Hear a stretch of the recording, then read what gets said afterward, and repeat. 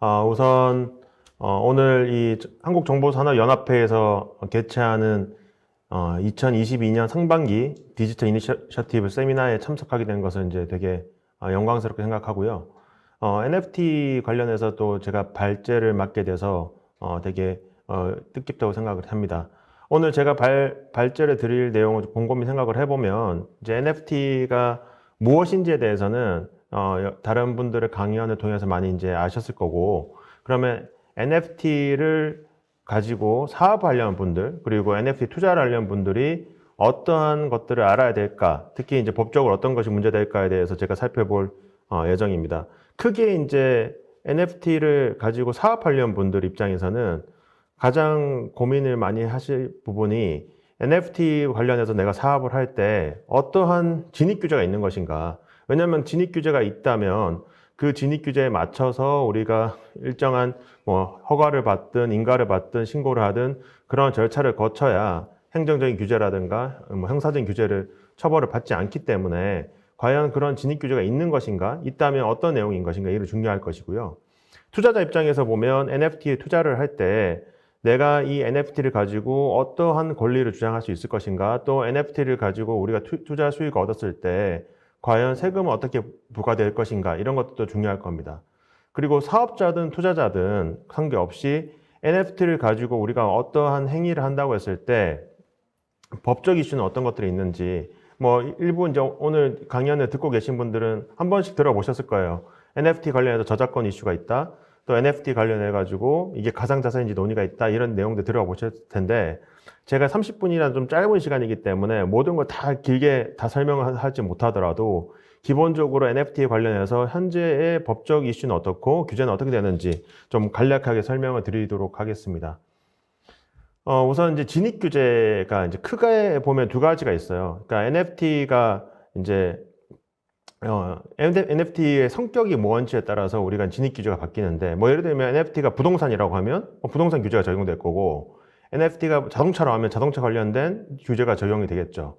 그런데 이제 NFT가 과연 그 법적 성격이 무엇이냐? 예를 들어 NFT가 증권이라고 하면 이제 증권에 대해서 적용되는 자본시장법상의 규제가 적용이 될 텐데, 지금 가장 논의가 되고 있는 것은 크게 두 가지입니다. 그러니까 NFT가 기존의 암호화폐, 그러니까 비트코인, 이더리움 같은 암호화폐와 같은 가상자산에 해당하는지 여부가 첫 번째고요. 두 번째는 뒤에 살펴볼 NFT가 증권에 해당하는가 여부가 이제 두 번째 큰 이슈입니다. 이 두 이슈에 따라서 진입 규제가 완전 달라지기 때문에 한 번쯤 이제 NFT 사업을 하시려는 분들은 이런 내용들을 한번 알아두시는 게 좋지 않을까 싶어 제가 준비를 했고요.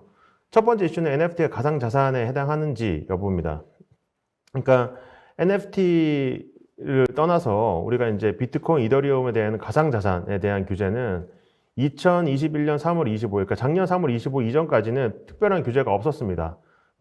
ICO를 하지 말라, 그리고 자금 세탁 방지 가이드라인을 통해서 은행을 압박하는 이러한 행정적인 지도, 이런 것들이 있었지만 구체적으로 법령상의 진입 규제는 존재하지 않았었는데, 작년 3월 25일 날 특정금융정보법이 개정이 됐어요. 그래서 가상자산 사업자 개념이 들어왔고, 가상자산의 매도, 매수, 교환, 이전, 보관 관리, 즉 가상자산 거래업자, 여기 이제 제가 여기 나와 있는 거래업자라면 거래소를 이야기하고요.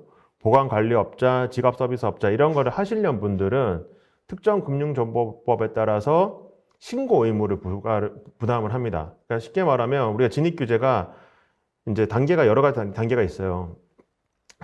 가장 낮은 신고 단계부터 이제 허가, 인가 이렇게 올라가는데, 어떻게 보면 가장 낮은 단계의 신고 의무를 현재 부과를 하고 있습니다. 그래서 이제 특정금융정보법에 따라서 우리가 코인 거래소를 하려고 하면 신고 의무를 부담하고, 만약 신고를 안 하고 그 사업을 영위한다고 했을 때는 형사처벌 규정이 있습니다. 그리고 여기서 이제 신고를 하면 완전히 가장 낮은 단계에서 우리 영업신고, 그냥 신고만 끝난다, 이런 개념은 아니고, FIU, 그러니까 FIU에서 그 신고를 수리해 줘야지만 합법적으로 영업을 할 수 있는 형태다. 그래서 실질적으로는 허가제처럼 운영되는 진입 규제가 있는 거라 보시면 될 것 같습니다. 그래서 만약에 NFT가 가상자산에 해당한다면 NFT의 매도, 매수 또는 교환, 소위 말해서 NFT 거래소죠. NFT 거래소나 플랫폼을 하려는 사업자분들은 이 특정 금융정보법에 따라서 신고 의무를 부담하기 때문에 일종의 진입 규제가 있다고 볼 수가 있는 것이죠. 그래서 주요 가상자산 사업자는 아래와 같은데 어쨌든 NFT 관련해서도 이러한 유사한 행위를 한다고 했을 때 NFT가 가상자산에 해당한다면 이런 진입 규제가 있다 이렇게 보시면 될 것 같습니다. 그래서 그 신고의 내용은 뭐 간단합니다. 이게 우리가 이제 가상자산이라고 하면 비트코인, 이더리움이 뭐 최근에 이제 한 언론사 보도 또는 금융정보분석원에 따르면 시가총액이 거의 55조에 이르고 하루 거래량도 한 10조 정도 돼요. 그러면 이 가상자산이 이 우리가 투자 수단에 차지하는 비중이 상당히 크다고 볼 수가 있거든요. 뭐 코인, 주식, 부동산, 코주부라고도 하는데 이 코인 거래를 함에 있어서 진입 규제가 상당히 어떻게 보면 어떤 분들은 소위 말해서 빡셀 거다라고 생각을 하지만 실질적으로는 그렇지 않습니다. 그러니까 우리가 이제 직접 고객의 자산에 수탁하는 금융 투자업 관련해서 이제 투자 매매업이라든가 투자 중개업 이런 것들을 할 때는 뭐 인가까지 받아야 되지만 그리고 그 인가를 받음에 있어서 일정한 자본 요건 또 전문 인력 요건 이런 거 다 갖춰야 되지만 여기 제가 적어놓은 내용을 보시면 이 가상자산 사업자 신고를 함에 있어서는 불수리 요건이 있긴 한데 그 불수리 요건이 되게 간단합니다. 그러니까 쉽게 말하면 정보보호관리체계 인증, 키사에서 진행하는 정보보호관리체계 인증만 하면 어쨌든 코인마켓 사업자로는 우리가 영업을 할 수가 있고 여기에 부과해서 만약에 은행으로부터 실명하기 입증 계정을 받는다면 추가해서 원화마켓, 그러니까 원화마켓 사업자까지 할 수가 있는 거죠. 여기 보시면 대표, 임원에 대한 결격 사유는 있지만 구체적으로 자본금을 얼마여야 된다, 또 회사 형태는 어떻게 해야 된다, 그리고 이제 전문 인력이나 전사 설비는 어떻게 갖춰야 된다 이런 요건은 없습니다. 그래서 상당히 낮은 수준의 진입 규제가 있긴 있다라고 생각하시면 되고 그 내용은 신고를 해야 되는 거고 신고는 뭐 상호 대표자 성명, 소재지, 연락처 이런 것들을 신고를 하면 되는 거다. 다만 신고 불수리 요건에 있어서 ISMS 인증을 받지 않은 경우에는 불수리 될 수 있고 또 원화마켓 사업자를 하려면 우리가 은행 계좌까지 받아야 된다 이렇게 생각하시면 될 것 같습니다. 그런데 이제 중요한 거는 우리가 NFT 거래소를 우리가 운영한다고 했을 때 NFT 거래소 운영함에 있어서 만약에 그 NFT가 가상자산에 해당하는 경우에는 마찬가지로 이 특정 금융정보법에 따른 규제를 준수를 해야 되는데 만약에 코인 마켓 사업자, 쉽게 말해서 이더리움, 비트코인을 가지고 NFT를 뭐 살 수 있는 그런 거래소 운영하려고 한다면 만약에 그 NFT가 가상자산에 해당한다 하더라도 ISMS 인증만 받으면 되는 것이고 만약에 여기 좀 불편하다. 그래서 우리 NFT 거래소에서는 직접적으로 원화 입출금을 하도록 하겠다. 그래서 바로 우리 원화 충전을 해서 그 원화를 가지고 NFT 구매를 할 수 있도록 만들려면 은행 실명하기 입출금 계정까지 받아야 되지 않느냐 이런 논의가 있습니다. 그런데 이제 과연 이제 NFT 가상자산에 해당할까? 이제 이게 결국 이슈인데 이 이슈는 투자자 관점에서도 되게 중요한 이슈일 수밖에 없습니다. 그러니까 방금 사업자 관점에서 진입 규제의 내용을 설명하는 과정에서 제가 특정 금융정보법상 신고가 필요하다 했는데 투자자 관점에서는 이 NFT가 뭐 이게 뭐 사면 안 되는 그런 물건은 아니니까 우리가 일반적으로 생각할 수 있는 뭐 마약이라든가 또는 뭐 사회적으로 무리가 되는 뭐 물건이라든가 폭발물이라든가 이런 건 아니기 때문에 NFT를 사서는 안 된다 이런 규제는 없습니다. 근데 그럼 남는 거는 소비자, 투자자 입장에서는 우리가 NFT를 샀을 때 내가 투자 수익을 얻었다면 여기 대해서 내가 국가에 뭔가 세금을 내야 되나? 이런 이슈가 생각해 볼 수 있잖아요. 가상자산 관련해 가지고는 소득세법이 개정됐습니다. 그래서 2023년 1월 1일, 쉽게 말하면 내년 1월부터죠. 가상자산의 양도 또는 대여로 인한 소득. 쉽게 말하면 가상자산은 차익입니다, 차익. 제가 뭐 비트코인을 500만 원 샀는데 뭐 만약 1000만 원을 팔았다. 그럼 500만 원 그 차익에 대해서 기타 소득세 20%를 내야 되는 이제 의무가 내년부터 부과가 됩니다. 그런데 이제 만약에 NFT도 가상자산에 해당한다면 마찬가지로 이 소득세법, 개정소득세법이 적용될 것이기 때문에 기타 소득세가 부과될 수밖에 없고 그러면 내년에 내가 만약에 NFT를 양도를 한다면 그래서 수익을 얻었다면 세금을 내야 되는 문제가 발생을 합니다. 뭐 여기 이제 세금 관련해서 잠깐만 제가 말씀드리면 한 가지 좀 오해를 하실 부분이 있을 수도 있는데, 지금 이제 여기서 말하는 거는 차익에 대한 부분이고, 그냥 우리가 뭐 가상자산을 뭐 증여하거나 상속한다고 했을 때는 이 가상자산의 법적 성격과 크게 관계없이 상속세, 증여세는 내야 되는 상황입니다. 여기에 대해서는 뭐 자세하게 말씀드리긴 좀 어렵지만, 뭐 쉽게 말하는 포괄주의로 되어 있기 때문에 어쨌든 금전적 가치가 있는 게 저로부터 누군가 이전됐을 때, 예를 들면 저로부터 제 아들한테 또는 부모님이 저한테 이전됐을 때는 거기에 따른 증여세, 상속세는 지금도 내야 된다. 근데 그거 말고 제가 코인 투자를 해서 차익을 얻었을 때는 현재는 세금 부과가 되지 않지만 내년에 세금 부과되는데, NFT가 그 코인에, 그러니까 가상자산에 해당한다면 마찬가지로 세금 부과 이슈가 생깁니다. 그래서 이제 결국에는 NFT가 가상자산에 해당하는지 여부는 사업자 관점에서는 우리가 이 NFT 관련한 거래소를 운영하거나 또는 NFT 관련한 뭐 각종 서비스를 이제 제공할 때 과연 우리 회사가 이런 서비스를 운영함에 있어서 신고 의무를 부과받는가라는 관점이 중요한 것이고, 투자자 관점에서는 내가 그 NFT를 사고 팔았을 때 투자 수익을 얻었을 때 세금을 내야 되는 건가 내야 되지 않는 건가의 관점에 있어서 되게 중요한 거라고 볼 수가 있죠. 근데 NFT가 과연 가상자산에 해당하는가? 제가 이제 문헌상으로 그냥 해석을 해보면 이렇습니다.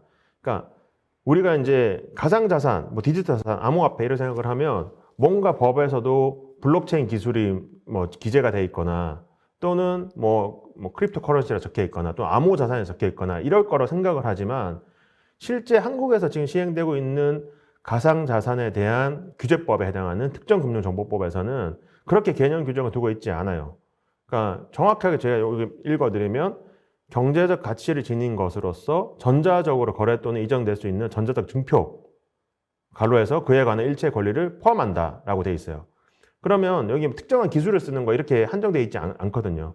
그러니까 경제적 가치가 있는 거, 재산적 가치가 있다. 이게 뭐 돈이 된다. 그리고 그게 전자적으로 거래가 되거나 또는 이전될 수 있다라고 하면 일단 가상자산에 해당하는 겁니다. 그럼 엄청나게 많겠죠. 뭐 선불전자지급수단, 선불포인트 이런 것도 여기에 해당할 수 있을 것이고, 뭐 게임 아이템도 뭐 우리가 소위 말해서 이제 속된 말 현질거래도 하니까 게임 아이템도 해당할 수 있고, 전자화폐라든가 전자증권 이런 거 다 해당할 수 있는 겁니다. 그래서 지금 특정금융정보법에서는 일단 범위는 포괄적으로 해놓되 각 예외 규정을 다 두고 있어요. 그래서 뭐 예를 들면 여기 말하는 선불전자지급수단이라든가 전자화폐라든가 전자어음, 전자주식 이런 것들은 다 빼도록 하고 있어요. 뭐 모바일 상품권도 마찬가지고. 그래서 이제 소거법 형태로 이게 규정을 하고 있는 거죠. 이게 왜 그러냐면, 선불전자지급수단에 대해서 우리가 이제 발행 잔액이 뭐 30억 이하가 되면 등록 의무가 없는데, 갑자기 그 선불전자지급수단이 가상자산에 해당하면 별도 등록 의무는 없는데 특근법에 따라서 신고 수리 의무는 있는 거예요. 그래서 그러한 불합리함을 좀 피하기 위해서 이렇게 소거법 형태로 현재 규정을 해놨습니다. 근데 문제는 NFT가 이 예외 규정에 해당한다는 내용이 없어요. 그러니까 맨 밑에 내려가 보시면 FIU가 고시하는 것에서 고시에서 뺄 수가 있는데, 아직 뭐 NFT에 대해서 고시한 바가 없기 때문에 지금 법령의 규정에 따르면 NFT가 어디에 빠지지? 라고 생각이 들 수가 있죠. 물론 이제 NFT가 만약에 게임 NFT다 하면 여기 이제 게임을 이용해서 획득한 유무형의 결과물에 해당하기 때문에 빠질 수 있는 것이 아니냐? 이런 이제 의문이 들 수도 있겠지만, 기본적으로 NFT에서 빠지는 규정은 없다라고 되어 있습니다. 그래서 문헌의 해석을 보면 NFT도 가상자산에 해당할 가능성이 당연히 높아 보이는 이런 상황입니다. 여기 대해서 이제 국제자금 세탁 방지 기구는 뭐라고 하고 있느냐? NFT가 일반적으로는 수집품 같이 활용된다. 뭐 크립토 펑크 이런 게 대표적인데, 그러니까 제가 이제 누군가한테 뭐 자랑하거나 아니면 내가 그냥 소유하기 위해서 그런 NFT를 사는 경우가 대다수다. 그러면 그런 것들은 가상자산에 해당하지 않는다라고 설명하고 있고, 다만 NFT가 결제라든가 아니면 투자 목적에 사용되는 경우에는 가상자산에 해당할 수 있다. 그리고 제가 뒤에 살펴볼 경우에 따라서 증권에 해당할 수도 있다라고 얘기하고 있습니다. 근데 이제 요 FATF에서 말하는 요거는 우리나라 특정금융정보법에 따른 해석이 아니고 FATF에서 정하고 있는 가상자산 개념 정의에 대한 해석이기 때문에 좀 한국의 법 적용에 있어서 참고는 할 수 있지만 직접적으로 영향이 미친다 이렇게 말하기는 좀 어렵습니다. 그럼 한국 금융당국은 뭐라고 보고 있냐면 NFT가 일반적으로는 가상자산을 규정하기 쉽지 않지만 개별 사안별로 봤을 때 일부 해당할 수 있다 이렇게 보고 있습니다. 한국금융연구원에서는 이제 분류를 좀 여러 가지로 해놨어요. 그래서 게임 아이템, NFT 아트, 증권형 NFT, 결제수령 NFT, 실물형 NFT 이렇게 좀 나눠서 예를 들면 게임 아이템 같은 경우는 가상자산에 해당 가능성이 높은데 NFT 아트인 경우에는 일반적으로 해당하지 않는 것 같다. 뭐 증권형 NFT는 이제 가상자산 정의에서 제외되는 방식으로 입법적 보완이 필요한 것이 아니냐 이런 식으로 여러 가지 분류를 좀 해놓기도 했습니다. 그래서 이건 참고만 하시면 될 것 같고 그러면 결론은 뭐냐? 기본적으로 이제 금융당국에서도 일반적으로 봤을 때 이제 NFT는 가상자산에 해당하기 어렵다는 이런 입장이 있기 때문에 우리가 이제 NFT를 이제 예를 들면 거래소를 운영하거나 또는 특정한 뭐 저작물을 이용해서 NFT를 발행을 할 때 가능하면 결제나 투자 수단으로 활용되지 않도록 구상을 한다면 이런 진입 규제가 적용되지 않을 가능성이 높다라고 볼 수가 있는 것이고 그게 아니다라고 한다면 이런 진입 규제가 적용될 가능성이 있기 때문에 가상자산 사업자 신고를 할 필요가 있다라고 볼 수 있습니다. 근데 이게 세부적인 내용물로 좀 따져봐야 됩니다. 왜냐하면 여기서 말하는 여기서 예외 규정에 있어서의 게임의 유무형의 결과물은 사행성 게임에 의한 유무형 결과물은 또 해당하지 않거든요. 그러면 우리가 P2E 게임 중에 사행성 게임으로 인정됐다고 하면 그 게임에서 만약 NFT를 발행했다고 하면 이 예외 규정에 들어가지도 않아요. 일반적인 게임에서 NFT 발행했다면 이 예외 규정에 들어가지만 그래서 사행성 게임에서의 NFT를 발행한다면 그 사행성 게임 운영하는 회사 입장에서는 이 신고 의무를 준수해야 되는 그런 문제가 좀 있습니다. 그래서 결론부터 말씀을 드리면 결론은 마지막 말씀을 드리면 NFT를 그 방식이라든가 기능에 따라서 우리가 신고가 필요한지 필요하지 않은지에 대해서 사업자 입장에서는 한 번쯤 검토를 하는 것이 필요하다 이렇게 볼 수가 있습니다. 이제 두 번째 진입 규제는 이제 자본시장법 적용될 수 있다는 건데요. 그러니까 NFT가 말은 NFT인데 이게 금융투자 상품, 뭐 증권이라든가 파생 상품에 해당할 경우에는 자본시장법 적용될 가능성이 있습니다. 그래서 자본시장법상 이제 증권 발행, 금융투자 상품 특히 증권 발행할 때는 각종 공모 규제가 적용되고 공시 규제라든가 또 이제 증권을 거래할 때는 거래소 인가 뭐 이런 것들을 이제 받아야 되는데 NFT를 발행하거나 또 NFT 거래를 중개할 때 이런 자본시장법상의 규제가 적용이 되면 상당히 빡빡해집니다. 아까 살펴본 특정금융정보법상의 규제는 상당히 간단해요. 왜냐하면 별다른 이해상충 규제도 많지가 않고 뭐 공시 규제는 없고 그리고 뭐 여기에 대해서 인가를 받아야 된다 이런 내용 없고 그냥 신고하고 수리만 받으면 되는 것이기 때문에 그 규제가 상당히 낮은 수준이라고 볼 수 있다면 이 우리가 증권이나 파생 상품에 적용하는 자본시장법의 상의 규제는 상당히 거기에 비해서는 빡빡한 규제다 이렇게 볼 수가 있는 겁니다. 그래서 SEC 같은 경우, 미국 SEC 같은 경우에는 투자 계약 요건 해당하는 경우 증권을 간주한다 뭐 이렇게 보고 있고 국내에서도 금융위원회가 증권서 검토위원회를 작년 2월에 구성해서 NFT나 증권형 토큰, 뭐 최근에 문제가 있는 뭐 조각 투자 이런 거에 대해서도 증권성이 있는지 판단하겠다라는 입장입니다. 그래서 이 증권에 해당하는지 여부는 사실은 쉽게 말씀드릴 수 있는 거는 아니고 이 개별적인 아까 말씀드렸듯이 이런 이슈가 있다는 것 정도만 이제 사업자 입장에서는 알아두시고 우리가 뭐 예를 들면 NFT를 샀는데 일정한 배당이 이루어진다든가 또는 뭐 어떤 권리를 누군가한테 수익을 달라고 청구를 할 수 있다든가 이런 형태로 구성을 하신다면 그러한 NFT는 명칭은 NFT지만 실질적으로 증권에 해당할 수 있기 때문에 이런 자본시장법 규제를 받을 가능성이 있다라고 한 번쯤 인지하는 게 필요하지 않을까 생각이 됩니다.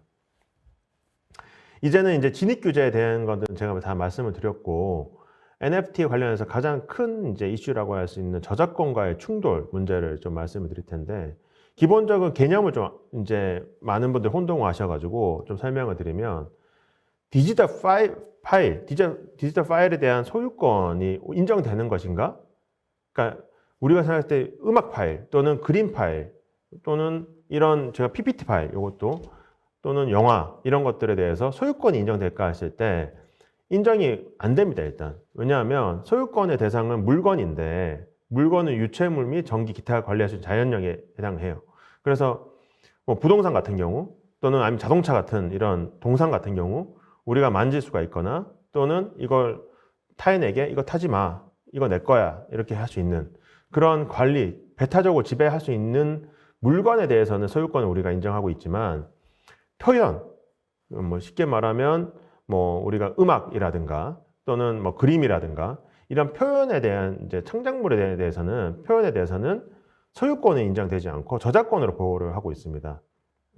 그래서 제가 여기 이제 그림도 그려놨는데 제가 만약에 이제 여기 오늘 사회에 오신 팀장님한테 제가 이렇게 NFT와 법적 이슈라는 책을 써가지고 제가 선물을 한다 또는 판다라고 생각을 하시면 해보시면 이 책 유형물 만져지죠? 책에 대한 유형물에 대한 권리는 소유권은 저한테서 팀장님한테 이전을 합니다. 하지만 그 책 내용, 표현에 대한 권리는 여전히 저자인 저한테 있는 거죠, 저작권이. 그래서 이제 소유권하고 이제 그 저작권은 좀 다른 개념이다 보시면 되는데 디지털 파일에 대해서는 우리가 물건이라 보기가 어렵기 때문에 저작권만 인정되지 소유권이 인정되지가 않습니다. 그런데 문제는 이제 NFT 같은 경우에는 마치 지금 NFT가 디지털 파일에 대한 소유권이 이전한다는 개념으로 자꾸 이야기가 돼서 여러 가지 이제 오해, 좀 충돌이 생기는 거라고 볼 수가 있는데요. 예를 들어 볼게요. 뭐 여기 이제 스눕독 유명한 래퍼인데 제가 만약에 이 래퍼가 여기 음악 파일입니다. 음악 NFT를 제가 구매를 한다고 생각을 해 보시면 이 NFT에 대한 소유권이라 할게요. 뭐 새롭게 이제 이야기하니까 NFT에 대한 소유권은 저한테 있다고 하더라도 이 음악 파일에 대한 저작권은 여전히 스눕독한테 있습니다. 그러면 제가 이 NFT를 구매를 한다고 하더라도 이 음악을 제가 뭐 이제 뭐 카페나 이런 데 가가지고 영리적 목적을 튼다라고 했을 때는 저작권법 위반이 될 수가 있는 거죠. 그래서 이게 결국에는 왜 이런 문제가 발생하냐면 표현에 대해서는 우리가 저작권을 인정하고 있는데 이 NFT는 원본 증빙 용도로 일종의 꼬리표 같은 거란 말이죠. 그래서 그거를 우리가 소유권 개념으로 자꾸 생각을 하다 보니까 소유권 이전된다고 해서 저작권을 당연히 이전하지 않기 때문에 이러한 문제들이 발생을 합니다. 그래서 이제 뭐 예를 들어 보면 이제 이런 경우가 있겠죠. 이게 실물로 책을 제가 썼어요. 또는 뭐 유명한 이제 소설가가 있어가지고 자기 집에다가 책을 이렇게 막 써놨어요. 그래서 그거를 누군가가 와가지고 다 스캔해서 PDF를 만든다고 해봅시다. 그러면 이 PDF 만드는 것 자체가 디지털 파일로 만드는 이 디지털화가 일종의 복제거든요. 그러면 이게 복제를 저작권자 허락을 받지 않고 한 거기 때문에 복제권 위반이 됩니다. 일단 여기서 PDF 만드는 것 자체가 이 PDF를 NFT를 민팅을 할 때 이 PDF 파일을 또 복사해서 전송하게 돼요. 그럼 또 복제가 일어나죠. 이거 마찬가지로 이것도 복제 행위에 해당하기 때문에 또 원저작자 동의를 받지 않으면 저작권 침해 행위가 발생하게 됩니다. 제가 이렇게 해볼게요. 오늘 제가 PPT를 제가 PDF 파일을 만들어 가지고 이제 NFT 민팅하는 과정인데 뭐 이제 컬렉션 만들 때 제가 이 PDF 파일을 넣는다고 이렇게 생각을 해보시죠. 그러면 PDF 파일은 민팅을 할 때 불가피하게 복사가 됩니다. 복사 전송이 됩니다. 여기 잘 보이지는 않겠지만 복사라는 문구가 보이시죠? 제가 끌어다가 넣는 건데 그러면 원저작자인 저의 동의 없이 누군가가 오늘 강의 자료를 저렇게 민팅을 한다고 했을 때 제 허락 맞지 않고 마음대로 복제를 하는 거잖아요. 그러면 당연히 저기에 대한 저작권이 여전히 저한테 머물러 있기 때문에 저 NFT를 파는 사람도 저작권법 위반될 수가 있고 저 NFT를 산 사람도 제 저작물을 마음대로 이용을 못하는 그런 문제가 발생을 합니다. 그래서 뭐 예를 들면 판매까지 한다고 했을 때 여기 보시면 이 컬렉션을 만들어서 제가 특정한 가격에 판다라고 하면 제가 만든 저작물을 이용해서 만약에 팀장님이 그렇게 저렇게 민팅을 한다고 치면 제가 만든 이 저작물을 활용해서 누군가가 동의를 받지 않고 복제를 한 다음에 NFT를 파는 거기 때문에 이 복제되는 과정에서의 저작권법 위반 문제가 발생을 합니다. 그래서 요 파일에 대한 요 고유의 파일이라, 원래는 이제 디지털 파일이 이게 원본이 저게 원본인지 구분이 잘 어렵다면 이제 꼬리표 달아놨으니까 요 파일, 오늘 정말 발제했던 요 파일에 누군가 갖고 와가지고 NFT를 만들었다고 하면 이 파일에 대해서 저 NFT 산 사람은 저 원본에 대한 NFT 샀다라고 주장할 수 있겠지만 저 담긴 표현에 대한 내용에 대한 권리는 여전히 주장할 수가 없습니다. 그래서 이 NFT 관련해서는 다양한 저작권법 이슈가 있는데 그게 결국에는 NFT를 산다고 해서 당연히 저작권이 따라오지 않는 거에 따른 문제라고 보시면 될 것 같아요. 그래서 이걸 해결하는 방법은 여러 가지가 있겠죠. 뭐 저작권이 어차피 없는 저작권으로부터 자유로운 파일을 민팅을 하거나 또는 저작권자의 허락을 만나서 민팅을 하거나 아니면 NFT 거래를 할 때 저작권이 이용 허락이 자동적으로 된다고 우리가 정해놓거나 아니면 저작권이 양도가 되도록 정해놓거나 이런 방식을 통해 가지고 좀 이 문제를 해소할 수 있는 가능성은 여전히 있습니다.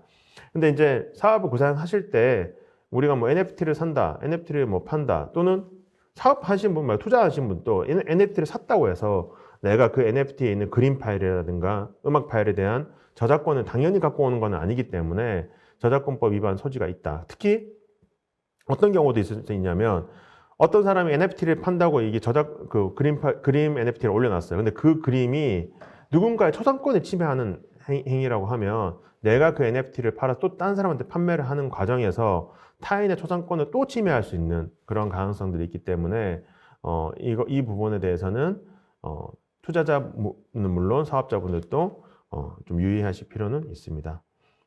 뭐 기타 규제는 아직 뭐 현실화된 규제까지는 아닌데요. 이런 규제도 있을 수 있다. 그러니까 가상자산 관련해 가지고 지금은 뭐 예를 들면 미국에도 비트코인 거래가 되고 한국에도 비트코인 거래가 되고 또 유럽의 일부 국가들도 비트코인 거래가 되기 때문에 자연스럽게 해외 송금을 굳이 은행을 통하지 않더라도 코인을 전송함으로써 해외 송금을 할 수가 있습니다. 그래서 NFT 같은 경우에도 말은 NFT인데 실질적으로 송금의 매개체로 활용된다고 했을 때는 외국환 거래법이 적용될 가능성이 있는데요. 우리가 이제 제가 비트코인으로 이더리움 사는 행위 또는 이더리움으로 리플을 사는 행위 이런 가상자산 사이의 전송 행위에 대해서는 외국환 거래법이 정하고 있는 외국환 업무에 해당하지 않는다고 볼 여지가 크기 때문에 현재 이제 정부에서 별다른 규제를 하고 있지 않지만 이게 원화나 달러와 같은 피앗 머니와 연계가 될 경우에는 그 통 거래가 예를 들면 제가 누군가한테 부탁을 받아서 원화를 받은 다음에 제가 코인을 사서 그 코인을 중국에 있는 제 친구한테 보낸 다음에 제가 부탁받은 친구가 중국에 있는 B한테 보내고 싶다라고 했을 때 제가 비트코인 전송해서 제 유사한테 B라는 사람에게 위안화로 줘라라고 하면 이 하나의 거래 관점에서는 원화가 위안화로 송금되는 효과가 있는데 그 중간 과정에서는 코인이 있긴 하지만 어쨌든 원화에서 위안화로 전송되는 그런 효과가 발생했기 때문에